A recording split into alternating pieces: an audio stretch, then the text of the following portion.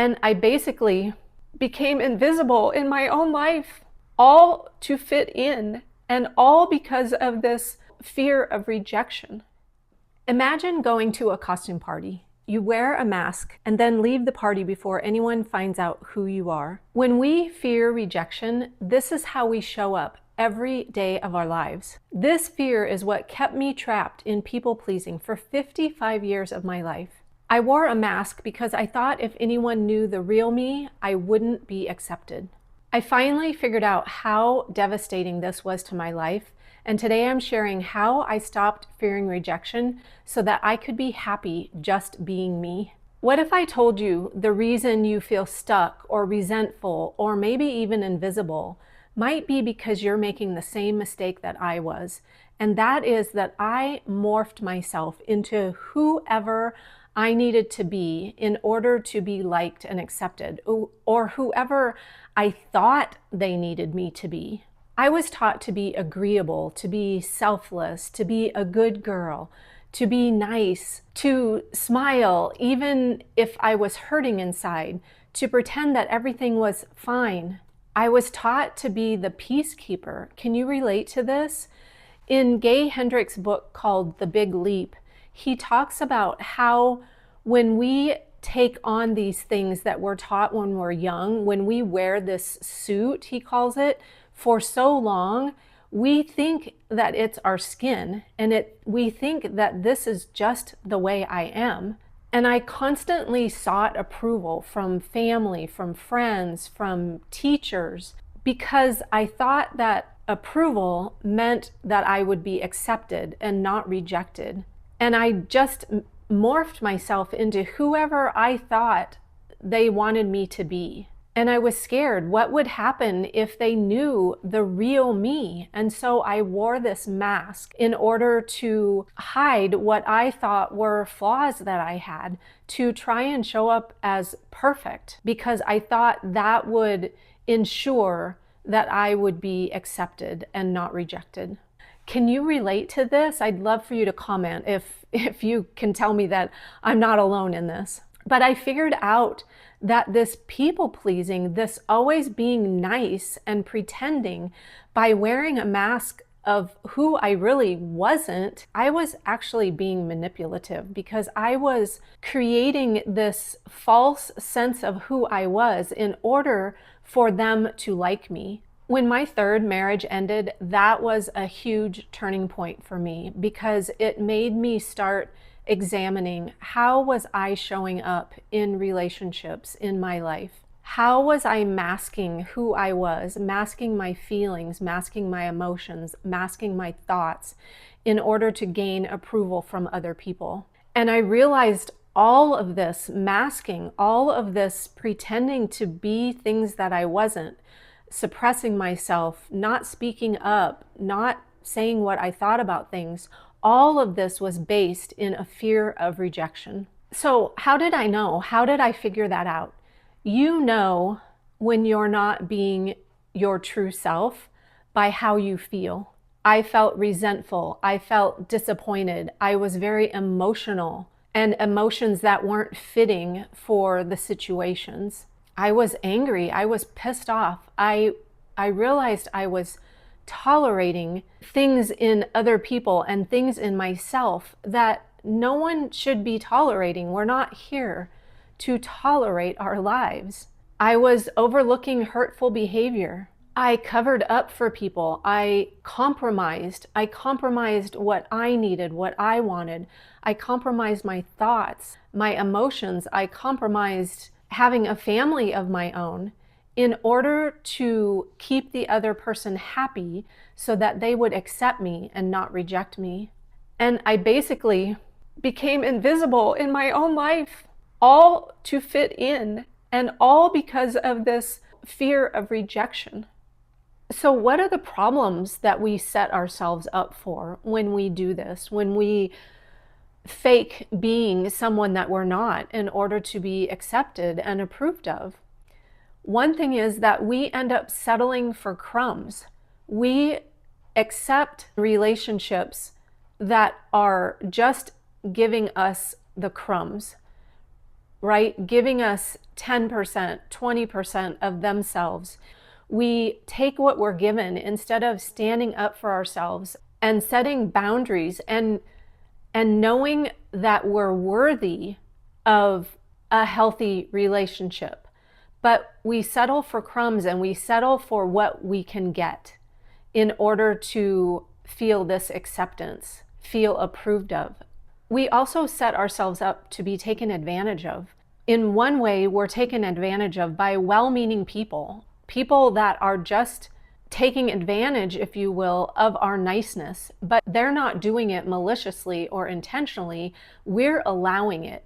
So when we don't speak up for ourselves because we're covering up who we really are, they think that we are being who we really are and that we're okay with when we said yes, that we meant yes. We teach people how to treat us, and we're teaching them by not speaking up for ourselves in order to be approved. We're teaching them that this is okay with us. But we also set ourselves up to be taken advantage of by not so well-meaning people, by people who prey on those of us who fear rejection because they know they can take advantage because we won't push back. We won't stand up for ourselves. And so we end up attracting these people in our lives that will exploit our niceness. Another thing that we do when we fear rejection and therefore wear this mask is that we never teach ourselves how to trust ourselves. We never learn how to trust the core of who we are. And that is a worthy, divine, valuable individual. But because we're constantly seeking for acceptance and approval outside of us, we never learn that it is already within us to begin with. So when we never remove the mask, we never learn that self-trust. And we think that approval and the lack of rejection proves that we're worthy, that we're valuable. And so again, we're constantly seeking it from outside of ourselves. And yes, it hurts to be rejected. I hear that, I get it, I know it, I've lived it. But I'll tell you what hurts even more, a lot more, is finding out that you have been accepted for being someone that you're not. Rejection stings, but that fake acceptance cuts really deep. When I started speaking up and being the real me, speaking my truth, speaking my opinion, I had a friend who asked me for my opinion about something, and the new Heidi gave her my opinion, my honest opinion, but it wasn't what she wanted to hear. And her response was, "I want the old Heidi back." That cut really deep because I realized that she was liking the fake me, the one who wore the mask. And I wondered how many other people in my life liked me because of who I pretended to be, how I complied and acquiesced and bent over backwards for them. But I made the choice that I did not want to go back to that old version because it's exhausting playing the people pleaser and always showing up as someone that you're not and wondering, who do I need to show up as today in order to keep the other person happy or to stay in their good graces? And I was done with doing that. So what is the antidote? How did I get beyond this? The first thing that I did was I decided I needed a new mindset about being rejected. And I started asking myself, why is it that I'm okay hiding parts of myself to be accepted? And therefore, I'm basically rejecting those parts of me that I feel are flawed. But why is it I'm okay doing that, but I'm not okay being myself with the possibility that I might be rejected? So I was trading the possibility, the future possibility of being rejected with rejecting myself in the present. And I decided that I was no longer okay with doing that. Because another question that came to mind when I asked myself that was, where is the self-love and self-respect in that? There is none. I was completely always giving myself away to other people in order to prove my worth and value. So I developed this new mindset that it was authenticity over approval. I would be authentic because I no longer wanted to wait for that external validation, that external approval in order to be okay with myself. And being authentic when you have worn a mask for your whole life does not come natural, right? We were taught actually as kids to not be authentic, to not speak up for ourselves.